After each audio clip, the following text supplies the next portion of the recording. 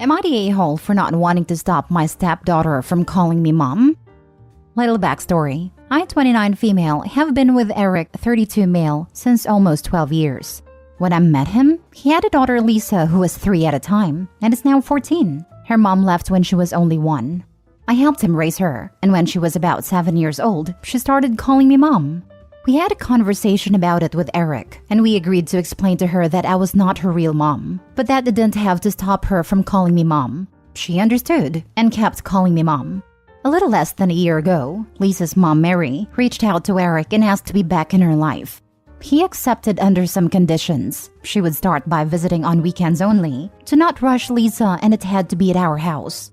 It always went well, so we then allowed her to take her to hers on the weekends. All 3 of us eventually told her that Mary was her real mom. She took it well and was happy. Recently, after dropping Lisa off, Mary texted me and told me that since Lisa knew who her real mom was, I should make her stop calling me mom because it was confusing her. And because of that, she was calling her real mom by her name. I said I had no control over what Lisa called her, that her comeback was still recent, and she should give her time before expecting anything from her. She said that I was selfish and deliberately preventing her daughter and her from forming a real mom-daughter bond. I only replied that Lisa would start treating her like her mom when she'd feel ready to, and that once again I wouldn't push her to do anything. I talked about it with Eric, and he told me that he understood both sides, as it probably wasn't easy for Mary either, especially seeing her daughter call another woman mom. I also confided in my mom, and she kinda said the same thing, and that it was costing me nothing to take a little step back and give them a chance to form a real mother-daughter bond. And now I'm torn, because I don't want to make Lisa stop calling me mom, but maybe it is selfish and it could help Mary get closer to Lisa. Am I the a-hole for not wanting to make her stop calling me mom? Now for the top comments before the mini update. Not the a-hole. This is not a decision for anyone to make except for Lisa. Look at what Mary's doing. Mary doesn't want to be the bad guy and tell Lisa to stop calling you mom. She wants you to do her dirty work. Then it looks like you are rejecting Lisa. How messed up is that? Tell Mary you will not tell Lisa to stop calling you mom. That you will not participate in having a mother figure reject her twice. The first time is when Mary disappeared. Petty me would be tempted to reply, "Sure, I'll tell Lisa that you don't want me to be her mom anymore," and watch the panic set in. I had to go back and check the ages again, because Mary's acting like Lisa's a toddler with no agency in this situation. Lisa is 14. She's not confused. She knows who Opie is and she knows who Mary is. She's choosing to call Opie mom and Mary by her first name because she understands the situation perfectly. Yeah, the assertion that a 14-year-old is confused about the difference between her bio mom, that she hasn't seen in over a decade, and the stepmom that actively raised her that decade, is frankly ridiculous. Also at 14, she likely can see that Mary's playing games and trying to rug sweep her abandonment. If I was in Lisa's shoes, I wouldn't call Mary mom either. You don't get to just waltz back into someone's life and demand that you get to be a parent again. Just because Lisa's happy to have her bio mom back in her life doesn't mean she doesn't have any past resentment. It also wouldn't surprise me if Mary was trying to force this matter with Lisa before switching tactics and trying to make Opie do the dirty work. Not the a-hole, and you know it. This woman has been absent for 12 years. She's a birth giver, not a mom. Hard agree. Opie has been there from end of infancy through most of the daughter's important milestones. She's been there in good times and bad, as the playtime pal, and as the disciplinarian. She has truly been the mom in every way except for giving birth. The child doesn't need to be confused by having her mom tell her to stop calling her mom just because bio mom is back for now. No way. That title is earned. Put respect on the name mom. Now for the mini update. Thank you all for your words and advices. I deeply appreciate it. I decided to follow your advices and have a talk with Lisa. And I thought of maybe see if she'd be okay to also have a talk with me, her bio mom, and my husband. But I don't want her to feel pressured, so I'll see first how our conversation goes. And I'll definitely talk about family therapy to my husband. Thank you all once again. Next story.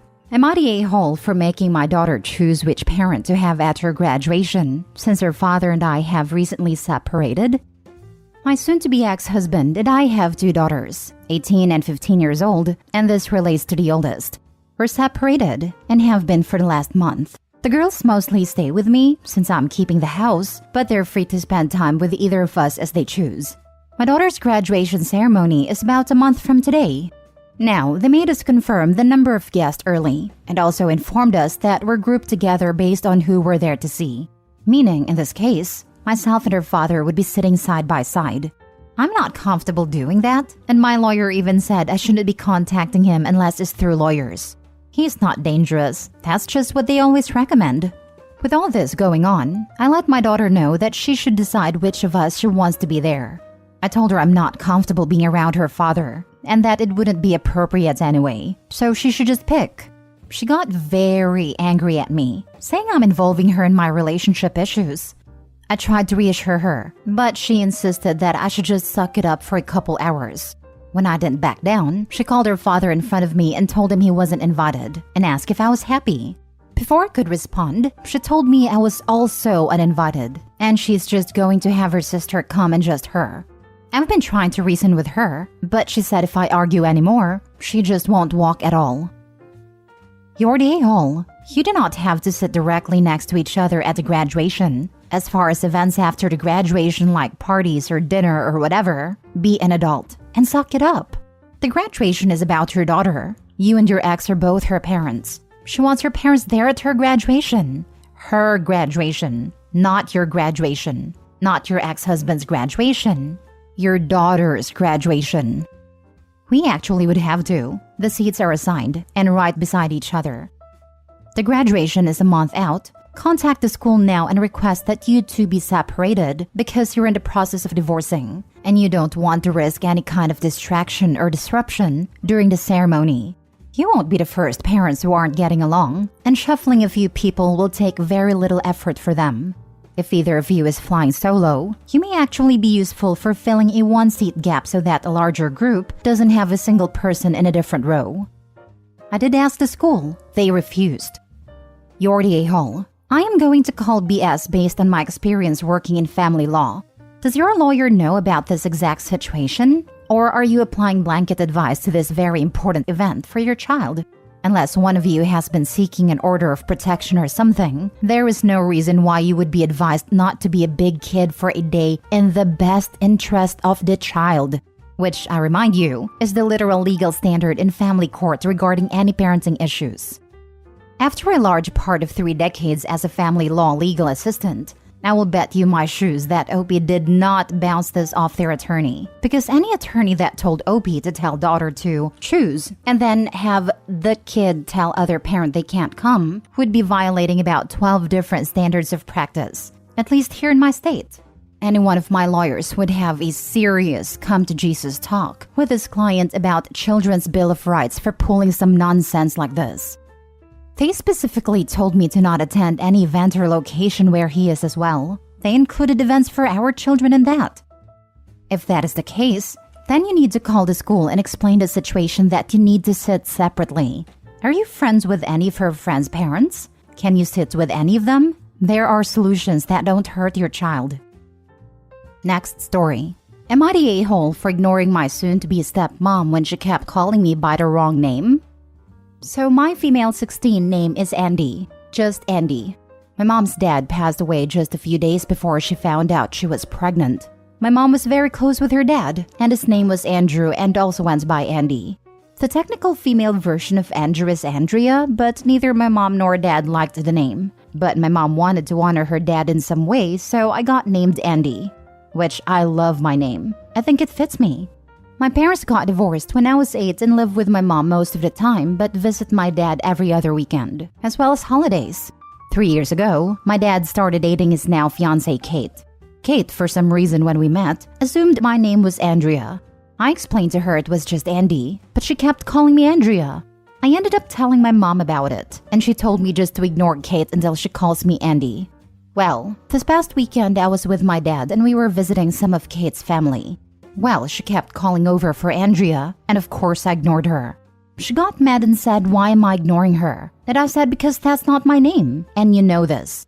Her dad and brother basically laughed, saying they thought I just went by Andy as a nickname, and I said no, it's just Andy. They then asked Kate why has she been calling me Andrea then. Well, Kate later got mad, calling me a brat for embarrassing her. She went on to say I knew who she was talking about, and that I should have just gone with it, but I was being an a-hole. I honestly kind of feel like in that instance I should have just answered to Andrea, but I don't know. Am I the a-hole? Now for the comments. Not a-hole. She's known you long enough to know your bloody name and use it. Exactly. Like I corrected her when we first met. So like most people, you would think she would make a mental note to call her boyfriend's daughter by the right name.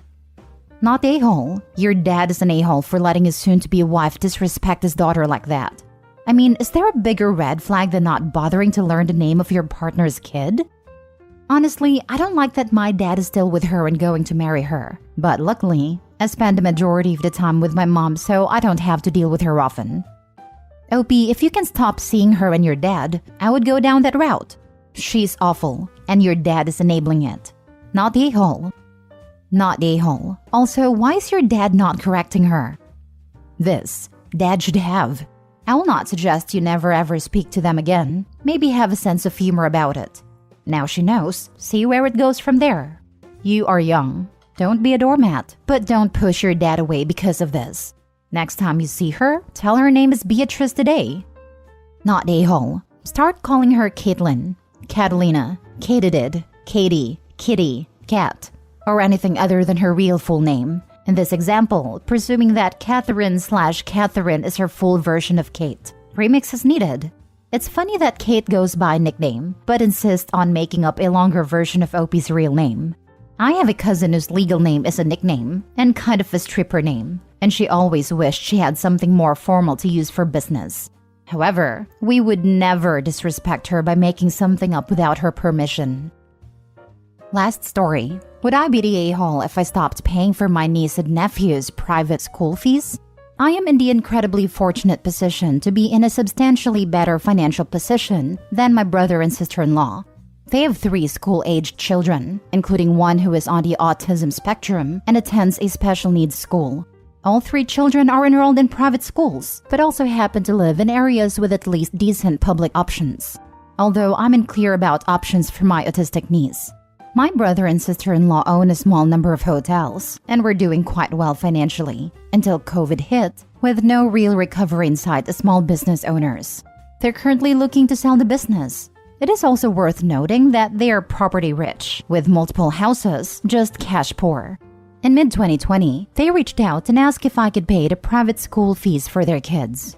I have been very happy to do this, and over the past 3 years, this has amounted to gifting them $100,000 to date. My brother claims it's a loan, but in my head it's truly a gift. If he never pays me back, I would be perfectly okay with it. I feel like if you lend money to family, you have to be prepared and okay with the idea of not getting paid back. So I'm already mentally prepared when I agreed to this. It's generally never been a big deal about this, mostly because I've been genuinely happy to do it. This is not the problem. The problem is that they keep asking for money. My brother recently called me up, asking for me to pay for the next school year for them as well. I can afford it, but it is reaching a pretty material amount to me. I'm not made of money either. I also worry about the moral hazard that this creates, where they assume I will just subsidize their lifestyle indefinitely. I think they are relying on me to defer making some hard choices in their lives and personal finances. For example, selling one of their extra houses, or maybe considering public school choices if they truly cannot afford private school. I also admit being a little annoyed that they went on a 3-week family holiday in Florida last year while still asking me to fund school. On the other hand, this really speaks to the life outcomes of my niece and nephews. I love them dearly and want the best for them. While I might choose to continue the arrangement, and I realize that would be just my choice, what are my moral obligations here? Would I be the a-hole if I gave them a clear timeline, like 1 more school year to be funded by me, so that they have enough time to plan ahead and make some thoughtful decisions about their personal finances and priorities? It also feels like just yanking the rug out from under them would be the wrong decision.